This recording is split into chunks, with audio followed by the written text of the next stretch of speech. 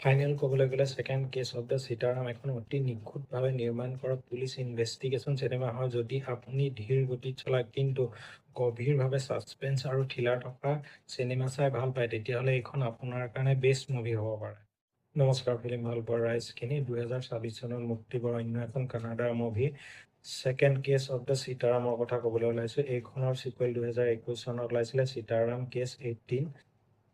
ইয়াৰ আপোনাৰ মুখ্য চৰিত্ৰত অভিনয় কৰিছে বিজয় ৰাঘৱন আৰু ইয়াৰ পৰিচালক হৈ গ'ল দেৱ প্ৰসাদ ছেট্টী। এইখন এখন ক্ৰাইম ছাছপেন্স থ্ৰিলাৰ মুভি হয় আৰু ইয়াৰ কাহিনীৰ কথা আপোনালোকক অলপ ক'বলৈ ওলাইছোঁ। চিনেমাখনৰ কাহিনী ইন্সপেক্টৰ সীতাৰাম আৰু এখন শান্তি গ্ৰাম্য অঞ্চলক কেন্দ্ৰ কৰি আগবাঢ়ে, কিন্তু তেওঁ সেই গাঁওখনত যোৱাৰ পিছত এটাকৈ নিৰ্মম হত্যা সংঘটিত হ'বলৈ ধৰে, যাৰ কোনো স্পষ্ট আৰ্হি বা উদ্দেশ্য পুলিচে বিচাৰি পোৱা নাছিল।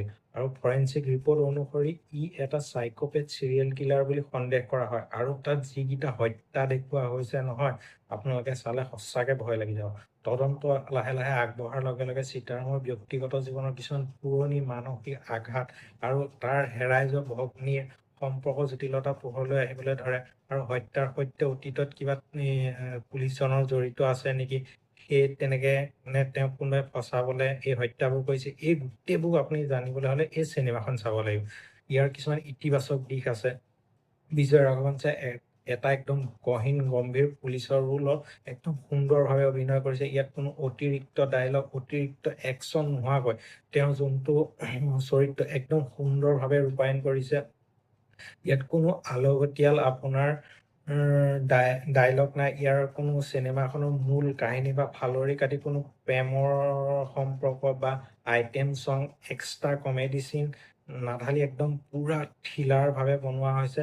আৰু ইয়াত যোনটো সংগীত আৰু নৱানীত চামে দিছে, ইয়াৰ BGM একদম চিনেমাখনৰ এক ভয় আৰু ৰহস্য পৰিৱেশ সৃষ্টি কৰাত ডাঙৰ ভূমিকা লৈছে। কিছুমান দৃশ্যত ইয়াৰ প্ৰভাৱ চাই আৰু কাণেদি শুনি একদম সঁচাকে ভয় লাগি যাব।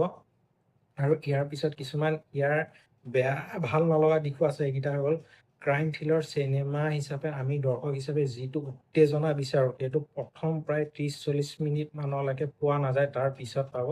আৰু কিছুমান দৃশ্য ক্ৰাইম চিনেমাৰ মানে পুৰণা ক্ৰাইম চিনেমাৰ আৰ্হিত ব্যৱহাৰ কৰা হৈছে, যাৰ বাবে চিনেমেটিক অভিজ্ঞতা থকা দৰ্শকসকলে ইয়াৰ টুইষ্টটো আগতে গম পাব পাৰে।